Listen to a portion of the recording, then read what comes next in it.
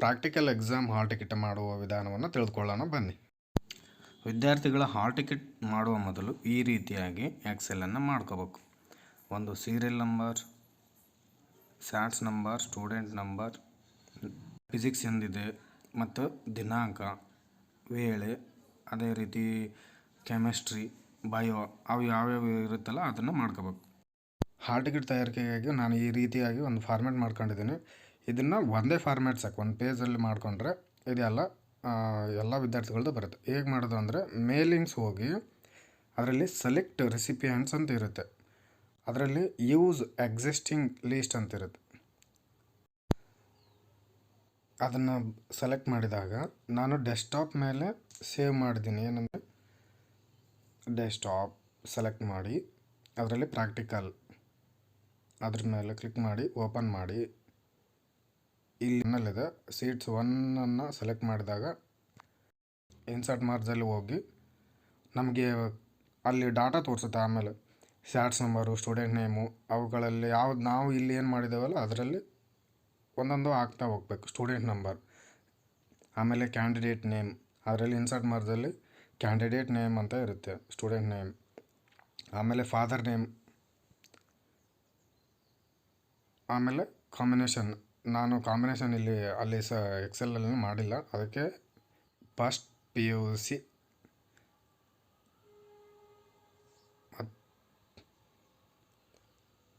ಮತ್ತು PCM ಕಾಂಬಿನೇಷನನ್ನು PCMB/CS ನಮ್ಮಲ್ಲಿ ಇರೋದೇ ಎರಡಲ್ಲ, PCMB/CS ಅಂತೇಳಿ ಟೈಪ್ ಮಾಡ್ಕೋತೀನಿ. ಅದನ್ನ ಆಮೇಲೆ ಈಗ ಫಿಸಿಕ್ಸ್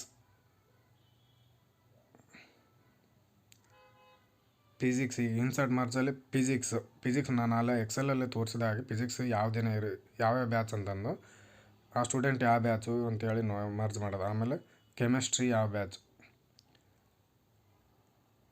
ಆಮೇಲೆ ಬಯೋ/CS ಎರಡು ಇರುತ್ತೆ, ಅದನ್ನು ನಾವು ಇಲ್ಲಿ ಮಾರ್ಜ್ ಮಾಡ್ಬೋದು. ಆಮೇಲೆ ಡೇಟು, ಫಿಸಿಕ್ಸ್ ಎಂದಿತ್ತು ಅದೇ ರೀತಿ ಎಲ್ಲದರಲ್ಲೂ ಡೇಟನ್ನು ಸೇರಿಸ್ಕೊತಾ ಹೋಗ್ಬೇಕು. ಯಾವ ದಿನ ಇರುತ್ತೆ ಅದನ್ನು ಡೇಟ್ ಸೇರಿಸ್ತಾ ಹೋಗ್ಬೇಕು. ಆಮೇಲೆ ಟೈಮಿಂಗನ್ನು ಮರ್ಜಲ್ಲಿ ಹೋಗಿ ಮತ್ತೆ ಟೈಮ್ 1, ಆಮೇಲೆ ನೆಕ್ಸ್ಟ್ ಕಾಲಮ್ ಇನ್ಸರ್ಟ್ ಟೈಮ್ 2, ಈ ಥರ ಮಾಡಿ ನೆಕ್ಸ್ಟ್ ಸ್ಯಾಟ್ಸ್ ನಂಬರ್ ಒಂದು ಸೇರಿಸಿದ್ದೀನಿ. ಕೆಳಗಡೆ ಇದೆ, ಇದನ್ನೇ ಕಾಪಿ ಮಾಡಬೇಕು. ಅಂದರೆ ಯಾಕಂದರೆ ಕೆಳಗಡೆ ಒಂದು ಪೇಜಲ್ಲಿ 2 ಹಾಲ್ ಟಿಕೆಟನ್ನು ಮಾಡ್ಬೋದು ನಾವು. ಈ ರೀತಿಯಾಗಿ ಇದನ್ನೇ ಕಾಪಿ ಮಾಡಿ ಕೆಳಗಡೆ ಇರೋದಕ್ಕೆ ಪೇಸ್ಟ್ ಕೆಳಗಡೆ ಮಾಡಿದ ನಂತರ ಅಲ್ಲಿ 2ನೇ ಸೀಟ್ನಲ್ಲಿ ಮರ್ಜ್ಡ್ ಸ್ಟೂಡೆಂಟ್ ನಂಬರ್ ಮುಂದೆ ರೂಲ್ ಹೋಗಿ ಇರುತ್ತೆ, ಹೋಗಿ ಅದರ ಮೇಲೆ ನೆಕ್ಸ್ಟ್ ರೆಕಾರ್ಡ್ ಅಂತ ಸೆಲೆಕ್ಟ್ ಮಾಡಿದರೆ ಏನು ಮಾಡಬೇಕು, ಫಿನಿಶ್ ಆ್ಯಂಡ್ ಮರ್ಜ್ ಅಂತ ಇರುತ್ತೆ.